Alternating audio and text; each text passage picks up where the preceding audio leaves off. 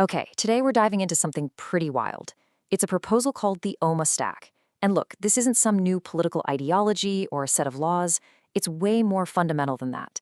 The author calls it a compiler for reality.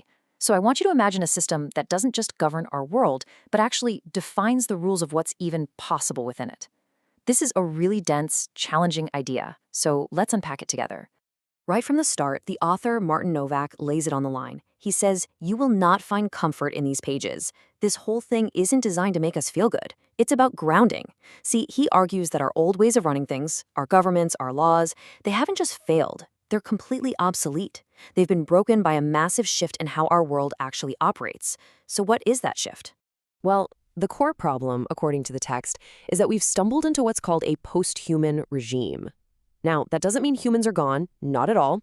It means our world is now operating at the speed of computation, a speed that has completely flipped the script on how we've always made sense of things. And this slide right here shows you that massive reversal. In the past, right, meaning always came before execution. We would debate a law, we'd argue about its values, and then we'd put it into practice. But in today's high-speed world, think about a viral algorithm or a high-frequency stock trade. It executes its own logic millions of times before we can even sit down and have a conversation about what it means or what its impact is. Execution now happens first, and we're left scrambling to figure out the meaning later if we ever even catch up. This creates a situation the text calls the compiler problem. It's basically a systemic meltdown where our rulebook just can't keep up with reality anymore. And in this new reality, power doesn't come from brute force. It belongs to whoever controls the order of updates in our digital systems. In a world like that, our traditional laws just become background noise, and reality starts to feel chaotic, almost arbitrary, because there's no coherent set of rules governing it. So if the problem itself is architectural, a breakdown in the very structure of how we operate, then the manual argues you need an architectural solution. And this is where the Omega stack comes into play. So this is the big idea. You know how a normal compiler turns code into a program that can run? Well, a metacompiler is like a compiler for other compilers. The OMA stack is a metacompiler for the laws of reality itself. It decides which rules are even allowed to run in the first place. And here's the key part. It's not interested in our ethics or politics.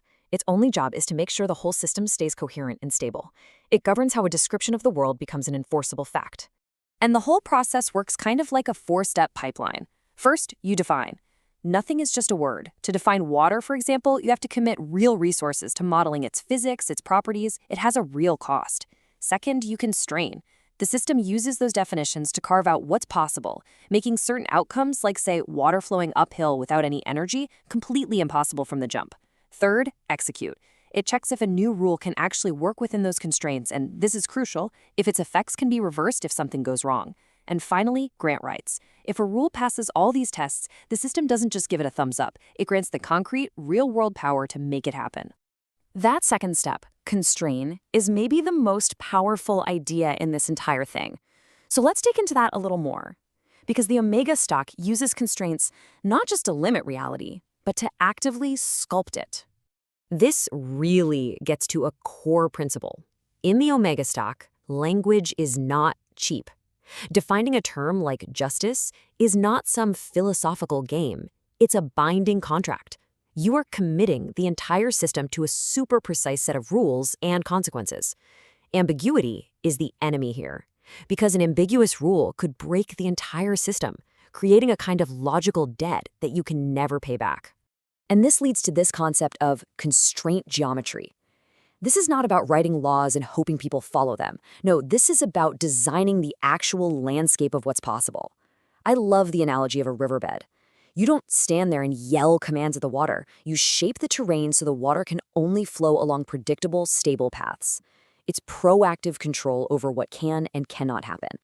And these are the bedrock rules of that geometry, the absolute non-negotiables or invariants. For instance, a traceability minimum means every single action has to be traceable to its origin, period. If it's not, it's invalid. Reversibility bounds mean there are hard limits on making changes you can't undo. You can't just break the world and walk away. And interlock immutability means that once foundational rules are locked in, they can't be changed on a whim. These aren't suggestions, they are the literal physics of this new reality. Okay, now we're getting into one of the most radical ideas in the whole manual. The idea of treating time itself as a surface that you can control and govern. This right here is the central thesis on power in our modern world. In a system running at machine speed, whoever controls the sequence of events controls the outcome. Full stop. Think about it. If your stock trade executes 1 millisecond before mine, you define the market that I'm forced to react to. In this reality, control over the timeline, over the order of execution, is more powerful than any law, any king, any government.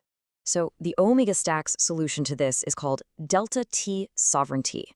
Now, delta T or delta T, you might remember from physics class. It just means a change in time. And here, it basically means reaction speed. The system treats that speed as a finite resource, just like electricity or water. It's allocated and it's managed so that no one person or group can use their superior processing power to completely dominate the timeline. It basically makes raw speed itself accountable to the system.